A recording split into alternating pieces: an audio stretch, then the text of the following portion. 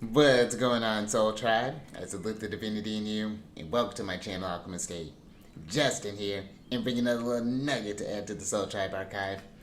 And in today's video, I'm going to be talking about Mercury in Aries in the third house. And this is look at this one. This is chatty Mercury.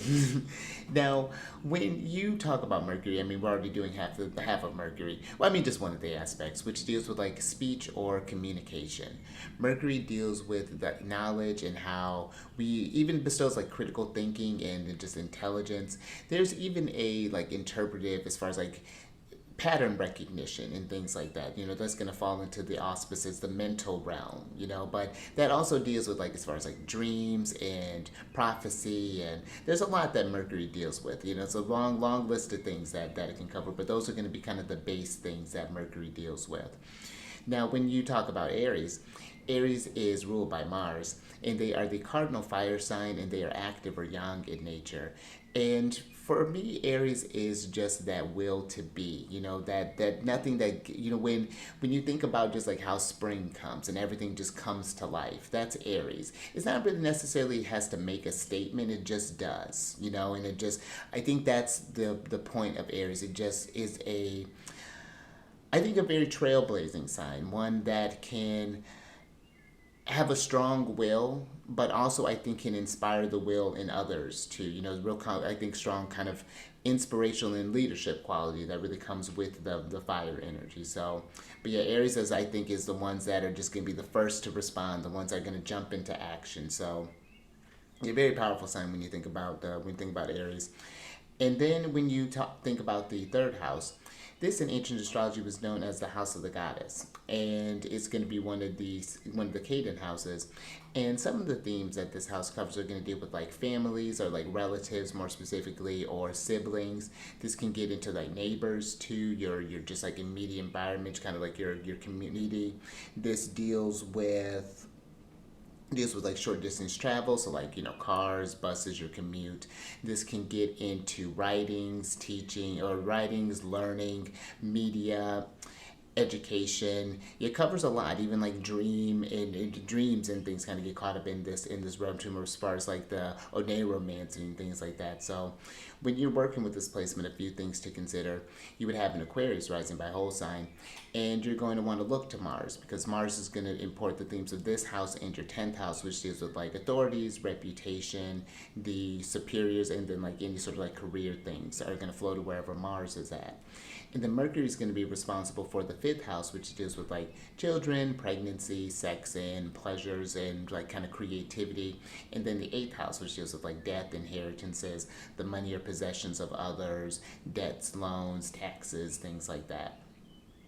So one thing that I would talk about, just kind of explore with this placement, just kind of looking at the relationship between the family. It's like how is that relationship as far as like with your relatives, and if you happen to have any siblings, what that was, that kind of like growing up there, because this Mercury to me seems like it would be a very active mind. The third house is busy, and I find when Mercury's in a fire sign, it's just the mind is just on. And I could see this being too a very kind of inspired, I think, kind of Mercury. So this would be one, especially when it comes down to that writing things. If you ever get any ideas and stuff, write that stuff down. I think that this could be one where writing or any sort of like media, you could probably get a lot of support from that. Thinking about those eighth house themes, you can get some resources from others, or at least help, like if you're maybe starting some sort of like projects, maybe you have whatever kind of passion things that you like to do. I think that if you were to maybe start a book, or if you again start like maybe like a YouTube or some sort of like vlog or some sort of blog or some sort of anything where you're just getting that information out, you could find people wanting to support that. That could be something that you can do. Again, thinking just about the things that you find passionate, and continuing to learn about that. Again, I think this is one where this mind should be active, and be mindful how you're fueling that mind. But another thing that I could think too, I could even see this as like just thinking about the third house can deal even with like early education. This I think would be a great sort of like teacher. Maybe you're doing something where you're working with children. Kind of spurring the young minds. I think that could be really a really neat one there. working with other people's money, because Mercury is about commerce and can deal with banking, and, Mercury's got a mind for that. And again, a fire Mercury, that could be one where you, for some reason, when I was meditating on this, I was thinking this is like casino, just considering that you got like fifth house, eighth house things that deals with the money of others. So, maybe there's some sort of casino and background in that, or maybe, again, maybe doing people's taxes, maybe do something where you're working with loans or investments, any sort of things like that. But if you're or maybe even managing like your family's taxes, your neighbors or your siblings' taxes, that could be just something that maybe you just have like a knack for. So I could see that as like a, explore those math skills. That it could really kind of pay off in the long run. Maybe doing something with stocks or any sort of things along those lines. Thinking about the third house travels, I think that that would be something to make some time just for some leisurely trips, whether it's, maybe with eighth house investing in a car, or this could be just maybe just taking trips on the train, or maybe if you happen to take things on the ferry. And that could be something where you could find a lot of inspiration too, if you ever find that the fire is getting a just getting a little dim than it used to be. Something to throw some fuel, get some new perspective. Explore your neighborhood. Make those, I think, those connections too with your neighbors. Go do some fun things around, do some recreational things, whether it's some kind of festival that's going on. Maybe there's like a block party that's happening. Any sort of things like that. Having that communication with the people around you. You never know what you might receive. Maybe you got someone who can help come over, just come mow your lawn, or maybe they got some kind of handy skills, or maybe they just cook stuff. And look at that, you got friends, you're fed. Everyone's happy. But and then children may be something that happens, maybe comes up in the mix there. And I think that again too really kind of plays in with knowing who your neighbors are, that may be able to help you in a pinch.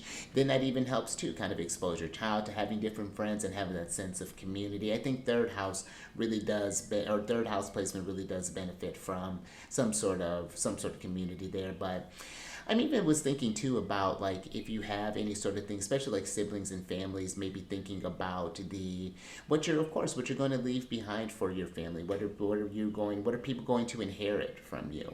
That may be something where you have to have a conversation with the siblings. Maybe it's like, how do we keep the family land and going, or whatever that may be looking like there. So that's something to, I know that, family's not perfect, and, but hopefully there is that kind of bond there, where maybe that might be another scenario that might come up for you. But I think what else would come up with this. I would even kind of explore, because again, that there's a divinatory aspect with Mercury, and so maybe looking at things like a dream journal, if you happen to have a very active either like imagination or just kind of an active dream world. I think that could be something that this Mercury really benefits from. Maybe finding a lot of, especially with Aries, maybe just kind of coming up with these sort of like just kind of just like burst of ideas and things, just like, but just again, just like maybe just random inspiration. So lock that in, and then if you find yourself having an active dream world, pull from that and see what kind of information you can bring, or helping maybe find someone who can help you to tap into that a little bit. So those would be just some kind of like some basic themes that I would cover with someone with this placement. You definitely need the whole chart to get an idea of how this may manifest, and that would be something I'd be curious about if you have this placement or know someone who's working with this placement. Down in the description box, or not in the description box, you can't do that. Down in the comment section, let us know how that showed up for you and what that may be. Because I can see this again, just a very kind of active, maybe kind of chatty Mercury, but which I'm a pretty chatty Mercury too. But yeah, and then if that's something that you want to explore more personally, look into your natal chart to see how these placements may be working, how to work with these placements, and then kind of learn how to work with the transits and things like that. Down in the description box, there's a link to book a consultation with me, but I also have my email down there if you happen to have any questions about the services that I provide. And then also there are a couple links for some playlists. One deals with the lunar shenanigans, and it just gets a feel for how the week, could work out, and get you thinking about how you relate to the energies, and how you just like what are the lunar aspects when the moon is, what phase it's in, when it happens to go void of course, and then what sign it's in, all that good stuff. And then the other one is for the Celestial News Weekly, which talks about the sun and the other classical planets, what aspects are forming, what signs are going to be most affected, and how to most practically work with those energies. So that's available for you as well. But until next time, stay mindful out there and keep raising that vibration through the roof.